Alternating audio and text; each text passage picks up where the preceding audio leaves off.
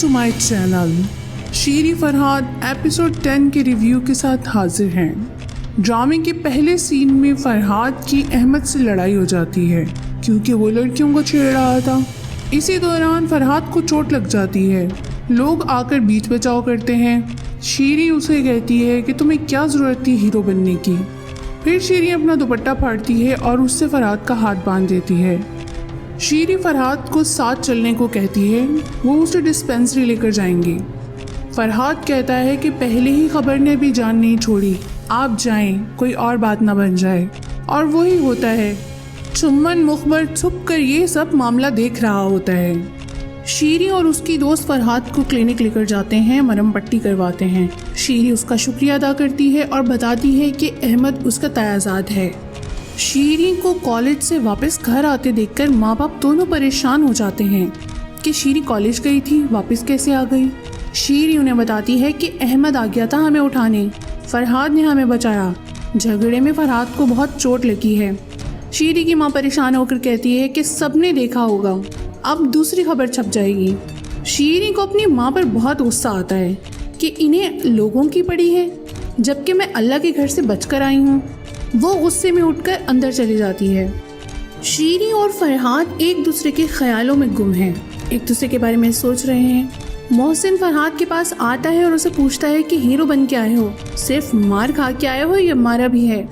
फरहाद की खुशी देखकर वो कहता है कि लगता है खुदा ने तुम दोनों को मिलाने का फैसला कर लिया है।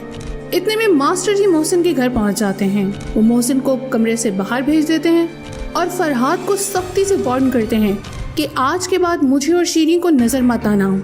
हमारे एहसान का कोई बदला दे सकते हो तो यहाँ से चले जाओ। अब कोई खबर छपी तो मैं तुम्हें खुद जान से मार दूंगा। फरहाद को इन सब बातों पे बहुत दुख होता है और वो अफसरदा हो जाता है।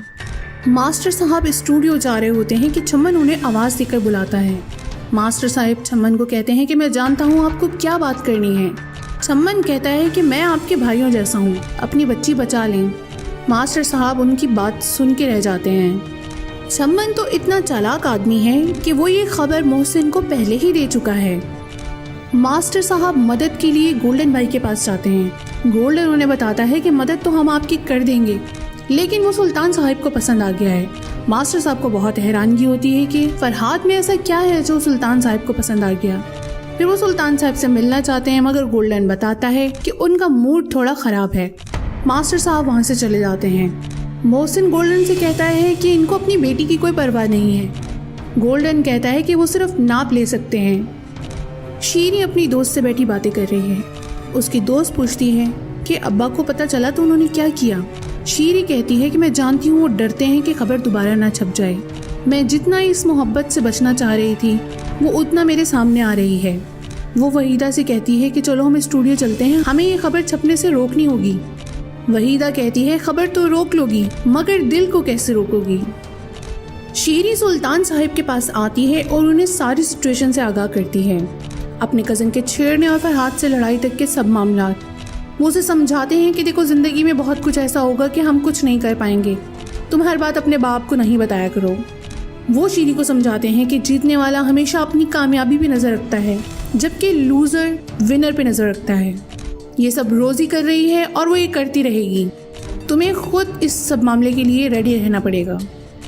फरहाद के वालिद को बरादरी के लोग घेर कर खड़े हैं। वो कह रहे हैं कि हमारा नुकसान पूरा करो, उसके लिए 2 एकड़ ज़मीन जो फरहाद के बाप की है उस पर कब्जा कर लेंगे, और अगर ऐसा ना किया तो उसके खिलाफ बहुत सख्त एक्शन लिया जाएगा।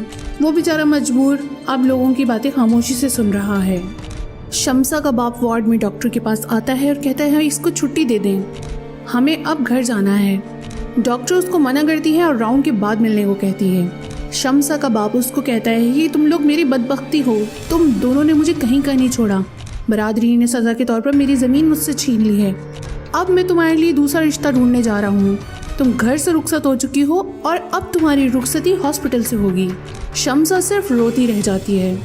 शीरी मास्टर साहब के पास आती है। वो मास्टर साहब से पूछती है कि आपने मुझे रोज़ी के बारे में क्यों नहीं बताया।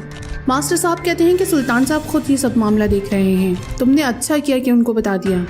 मास्टर साहब कहते हैं कि मैं तुमसे कुछ पूछना चाहता हूँ। शीरी उन्हें खुद ही बता देती है कि आप मेरे और फरहाद के बारे में पूछना चाहते हैं। तो जब मोहब्बत होती है تو سب کو پتہ چل جاتا ہے، کچھ چھپتا نہیں۔ وہ کہتے ہیں تمہارے پیدا ہونے سے پہلے سے میں تمہارے لیے بہت بڑے بڑے خواب دیکھ رہا ہوں۔ شیریں روزی کی طرف بڑھتی ہے تاکہ اس سے بات کر سکے۔ محسن یہ دیکھ کر شیریں کو وہاں سے لے کر چلا جاتا ہے۔ اسے بتاتا ہے کہ میں سب جانتا ہوں کہ اس کے پیچھے روزی ہے، میں نے آپ کو اسٹوڈیو میں دیکھ لیا تھا، اسی لیے آپ کو بس وہاں سے ہٹانے کے لیے یہاں بلا کر لایا ہوں۔ شیریں اسٹوڈیو سے باہر آتی ہے تو روزی اس کے پیچھے پیچھے آ جاتی ہے۔ وہ شیریں کو آواز دیتی ہے اور اس پہ گن تان لیتی ہے۔ وہ شیریں کو وارن کرتی ہے کہ تم میرے پیچھے مت پڑو، بدلے کا بھی بدلہ ہوتا ہے۔ تم اپنے انکل سے کہہ کر مجھے تمام موویز سے نکلوا رہی ہو، یہ سب مت کرو ورنہ اچھا انجام نہیں ہوگا، اور اس سب کے پیچھے میں نہیں ہوں۔ شیریں اسے کہتی ہے کہ تم سچ بولنے سے اتنا ڈرتی ہو؟ روزی جواب دیتی ہے کہ ہم اپنا سچ صرف دکھاتے ہیں، اور وہاں سے چلی جاتی ہے۔ ایپیسوڈ یہیں اینڈ ہوتی ہے۔ اگلی قسط میں آپ دیکھیں گے کہ شیریں باقاعدہ فلمی دنیا میں قدم رکھ دیتی ہے، اس کی فلم کی لانچنگ سٹارٹ ہو جاتی ہے، ہر طرف شیریں کا ذکر ہے، اور دوسری طرف شمسہ ہاسپٹل سے غائب ہے اور مراد صاحب اس کا پتہ کرتے پھر رہے ہیں۔ سٹوری میں آگے جاننے کے لیے ہمارے چینل کو سبسکرائب کیجیے اور ویڈیو کو لائک کیجیے۔